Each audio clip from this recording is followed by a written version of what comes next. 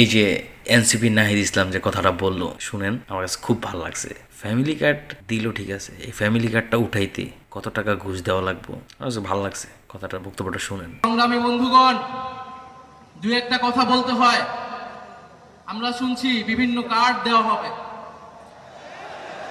Family card দেওয়া হবে, কৃষক কার্ড দেওয়া হবে। আমরা চাই কার্ড দেওয়া হোক, জনগণ সুবিধা পাক, কিন্তু এই কার্ড জনগণ পর্যন্ত পৌঁছাবে তো? 2000 টাকার কার্ড নিতে 1000 টাকা ঘুষ দেওয়া লাগবে না তো? তাহলে ঘুষ, চাঁদাবাজি সেটা যদি আমরা নির্মূল না করতে পারি, এই সকল সুযোগ সুবিধা কি জনগণের কাছ পর্যন্ত পৌঁছাবে? একদিকে বলা হচ্ছে কার্ড দিবে, আরেকদিকে ঋণ খেলাপিদেরকে সংসদে নিয়ে যাওয়ার চেষ্টা করা হচ্ছে, নির্বাচন কমিশনকে ব্যবহার করা হচ্ছে, আদালতকে চাপ প্রয়োগ করা হচ্ছে। ফলে কেমন দ্বিচারিতা?